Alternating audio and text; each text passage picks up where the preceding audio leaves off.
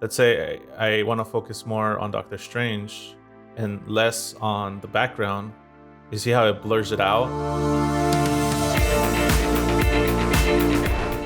Hello everyone, today we're going to talk about how to put your pixel art into 3D planes to give it some unique looks and to make your visuals a little bit more interesting sometimes when you want to do something like give your images some depth. There's a lot of benefits to creating 3D planes for your pixel art. You don't always want to do this, but there are moments where you can create some very interesting looking things by doing this that you can't normally do by doing it in a 2D format. So I'm going to walk through how I created something like this and how I can alter it in ways that are different and interesting. Here, let's start off with a new comp. This is just a plain composition. I'm gonna bring in the Doctor Strange GIF that I created. I have a video that talks about how to create GIFs, so you can check that out. You're gonna blow this up, and if you actually saw my tutorial, you're gonna find out that this looks very blurry, and the way to fix that, you just right click, go to quality,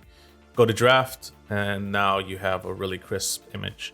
The first thing you wanna do is make it 3D.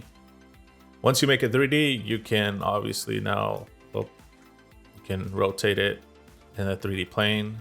It's very cool to work in this way. Like I said, it makes the visuals a little bit more interesting. But obviously, as you can see, it's not really a 3D image, so it is flat. You don't want to rotate this too much. You just want to do it enough to where it has a little bit of that 3D effect, so you have to be subtle with it. But it definitely is noticeable when you do add the 3D elements. So I have this. You want to also include some other things that you can shift around in 3D space. I bring in this video file of this, I don't know what it's called, but it's just pretty much like this spell thing that Doctor Strange uses. And I also want to make that into 3D. I used it so that I can rotate it in a way that it is flat like this. And I want to position it under him right here. I got this footage from Motion Array. It's a subscription-based website. They allow you to download a bunch of stock footage and effects like this. So that's where I got this from, if you're just curious about that. So you have that in 3D.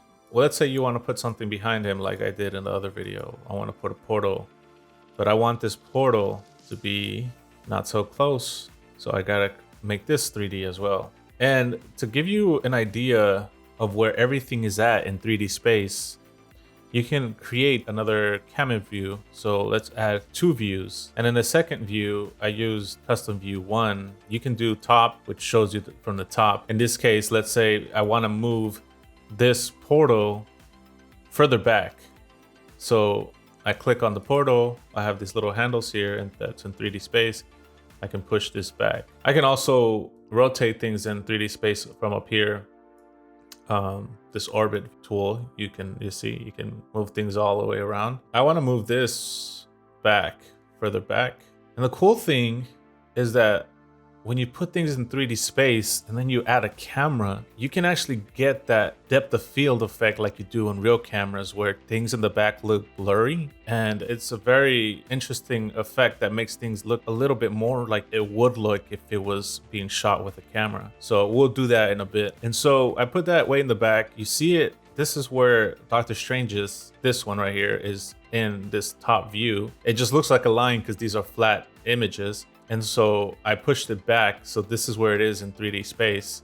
Also, when you're working with these video files, you might notice in the videos, this area is black. And if you ever need something to be transparent, like you want to remove this black from here, let's say you want to add let's add a different color in the background. Let's make the background red in this case, right? Make a shape layer that's red, and you have all this black things in the footage. In order to remove that, you go to the video file, you go here to the blending mode, and then you change it to add, and then it removes the black. Same here for the other video. You go to add and then gone. But in this case, I don't really need that because my background, in this case, I want to keep it black. Now that you have the 3D space, we want to create a camera because you want to be able to move things around. And how do you move things around? Like, do you move it per layer? But In this case, with the camera, it makes it way easier. Let's add a camera right here on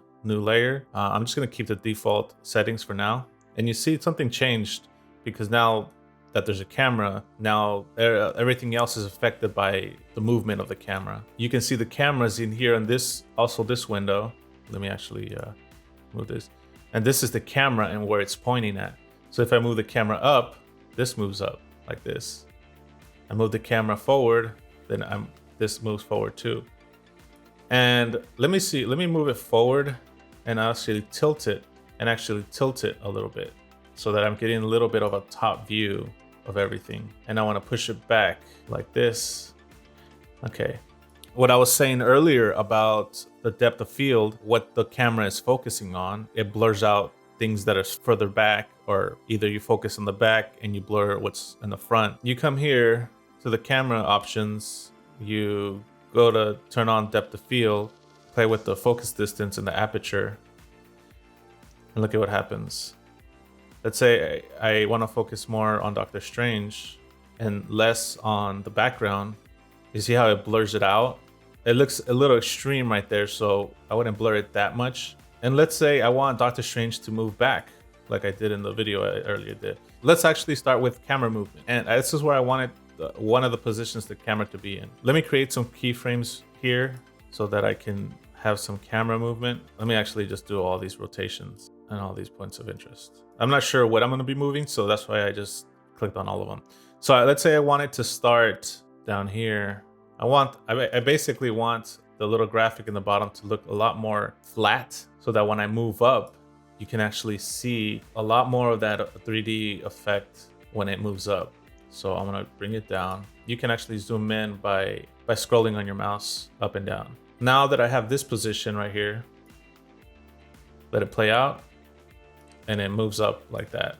If you add some keyframes, you highlight both of these, you press F9, and it smooths out the motion a lot better. Ooh, nice. And let's say you want to actually move the camera towards the portal along with Doctor Strange. Let's have Doctor Strange actually move back first. And I want this Doctor Strange animation to be faster than this. And then we move the camera and go a little bit later. I want to create some movement. I want to position things in a different way. And I want to change this to the top view so that I can move this line of Doctor Strange towards this line where the portal's at. First, I'm going to move him up, so it's like he's floating. Then I'm going to move him back towards where the portal's at. He's actually going a little too high, so I'm going to bring him down as he's going back. I love depth of field. It just, as a person who also uses video cameras, like, I love that effect. You start off here, go up. Oh, that looked ugly. I want it to stay there for a few seconds. Yes, like that. And let's say you want to follow him with the camera. So the camera will move along with him. So we're going to move the position of the camera. Follow. I want to get a different perspective. So I want to move the camera higher, tilt it. So here you got it moving. So I made the camera movement a little earlier so that I can see the effect of the camera going up and then him hovering. And then after he hovers, camera goes back. I want the camera to be a little bit slower than that. And then you can do so much after that. You can do what I did here and just have them fade into the darkness. And yeah, so create a portal. And so that's how you can create 3D planes for your pixel art. You don't have to use video files either. You can actually make all of this. If you want to create the pixel version of this, you can do the same thing you did with this GIF and just make it into a 3D plane, rotating it and in 3D space and positioning everything in 3D space, creating a camera. And if you want to get that depth of field, you gotta come into the camera options and make sure the depth of field option is on and mess with the aperture and focus distance. You can get this really cool effect. It's gonna stand out a lot more than if all your visuals are in focus. Everything's gonna just look flat.